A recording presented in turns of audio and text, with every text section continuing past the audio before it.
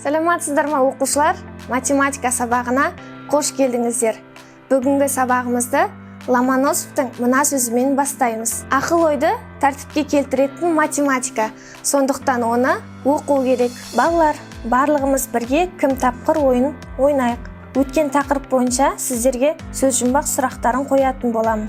Ал сіздер жауап беруге тиіссіздер. Бірінші сұрақ: алымы бөлімінен үлкен немесе тең бөлшек қалай аталады?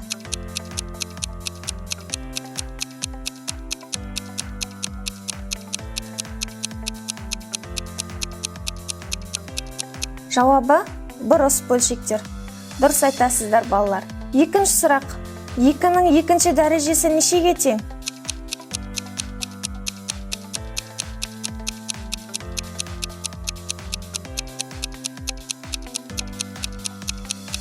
Жауабы 4. Үшінші сұрақ: бүтін бөліктен және бөлшек бөліктен тұратын санды қалай атаймыз?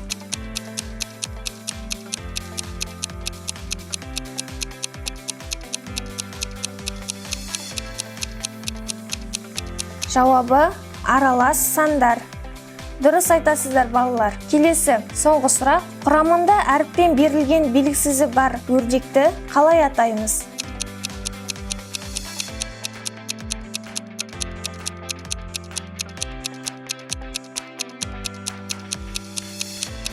Теңдеу деп атаймыз. Өте жақсы балалар. Бүгінгі сұрақтардың барлығына дұрыс жауап бердіңіздер. Балалар, сөз жұмбақтың негізгі сөзіне назар аударайық. Ортасында тұрған сөз бөлу сөзі. Демек, бүгінгі тақырыбымыздың атауы жай бөлшектерді және аралас сандарды бөлу.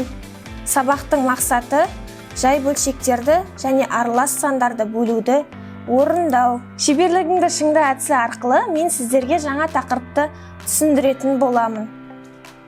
Оқушылар, мұқият тыңдаңыздар. Бір есеп көрсетейік.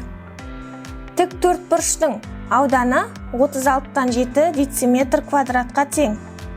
Ал ені 6-дан 5 дециметр. Оның ұзындығы белгісіз. Шешуі: біз бұл жерде тік төртбұрыштың ауданын қалай есептеу формуласын еске түсіруіміз қажет. Ауданның формуласы ұзындығы мен енінің көбейтіндісіне тең. S тең А көбейту Б.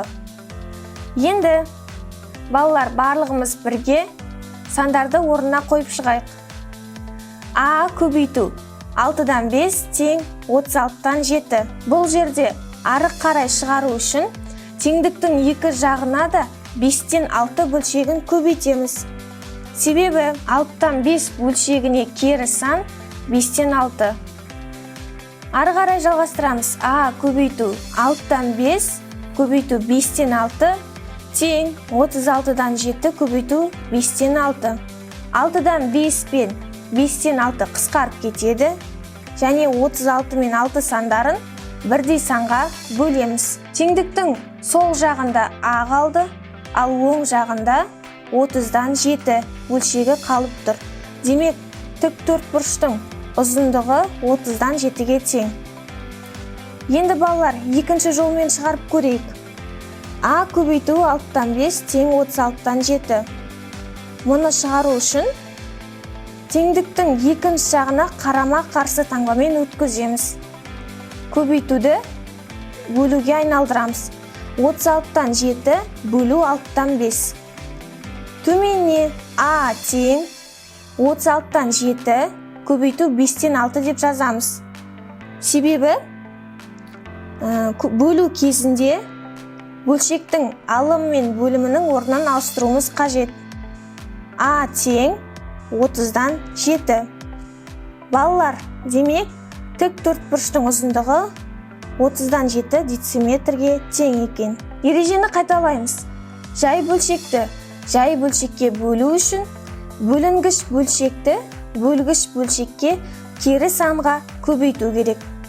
Ережені әріптермен жазсақ: Б-дан А және С-дан Д бөлшектерінің бөліндісінің мәні Б-дан А және С-дан Д бөлшектерінің көбейтіндісіне тең екен. Мұнда бөлшектің алымындағы сандарды және бөліміндегі сандарды көбейтіп, тиісті орнына жазамыз. Мысалы, бірінші есепке назар аударайық. 9-дан 4 бөлу 9-дан 8 тең. Мұны шығару үшін бірінші тұрған бөлінгішті өзгеріссіз жазамыз. 9-дан 4. Көбейту 9-дан 8 деген бөлшекті алым мен бөлімін орнын ауыстырамыз. 8-ден 9 тең. Бұл жерде қысқаратын сандар бар. 9 бен 9 бірдей 9-ға қысқарады. 8 бен 4-ті 4 санына бөлеміз. Сонда бізде нәтижеде 2-ден 1 бөлшегі шығады. Екінші мысал, 4-тен 3 санының 7-тен 5 санына бөлінісі. Мұны шығару үшін бірінші бөлшекті өзгеріссіз қалдырамыз. 4-тен 3. Көбейту 5-тен 7. Мұнда мүлдем қысқаратын сандар жоқ.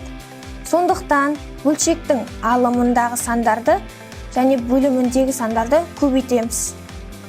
3-ке 7-ні көбейтемін 21, 4-ті 5-ке көбейтемін 20. 20-дан 21 бөлшегін аралас сан түрінде жазамыз. 1/20-дан 1 шығады. Балалар, санды 0-ге бөлуге болмайды. Себебі кез келген санды 0-ге көбейткенде көбейтінді 0-ге тең болады. Аралас санды аралас санға бөлу. Аралас санды аралас санға бөлу үшін оларды бұрыс бөлшек түрінде жазып алып, бөлшекті бөлшекке бөлу ережесін қолдану керек.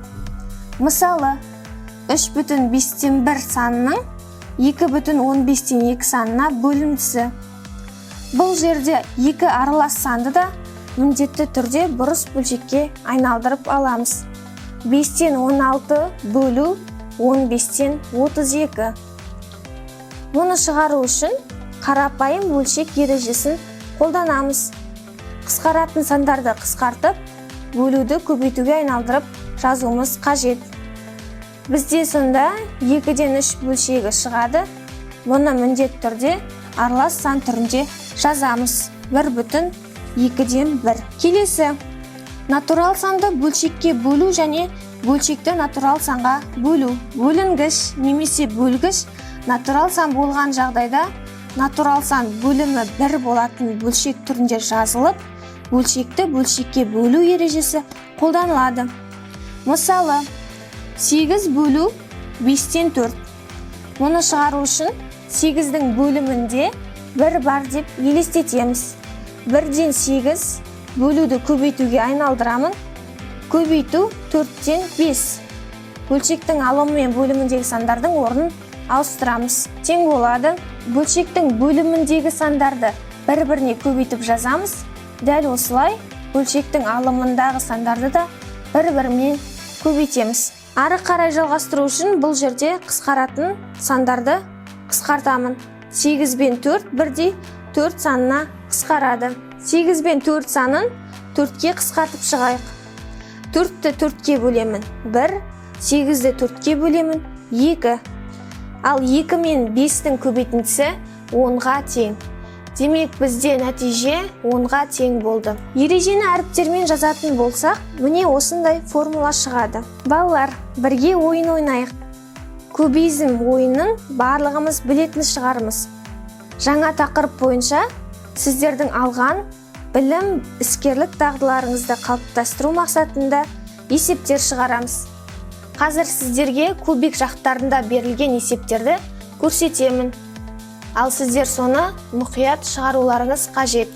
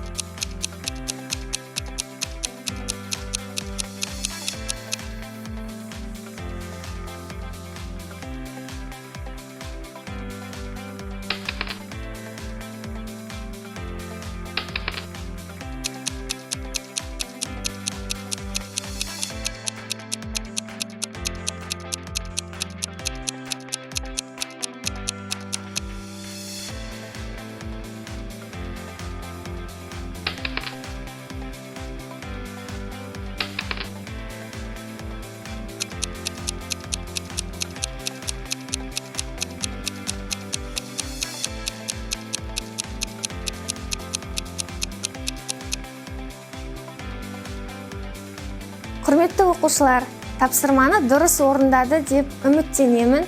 Келесі ойынымыз есте сақта деп аталады. Бұл жерде сіздерге қазақ, орыс және ағылшын тілдерінде сөздер беріледі. Бірге оқып шығайық. Сан, число, number. Есеп, задача, problem. Формула, формула, формула. Көбейту, умножение, multiplication. Бөлу, деление, division. Қосу, плюс, plus. Азайту, минус, minus. Құрметті оқушылар, үйге тапсырма алайық. 210 беттегі 608 есепті шығарамыз. Тақырыпқа қатысты ережелерді, математикалық терминдерді 3 тілде жаттап, дәптерге жазып аламыз. Сабаққа қатысқандарыңыз үшін рахмет. Сабақ аяқталды. Сау болыңыздар.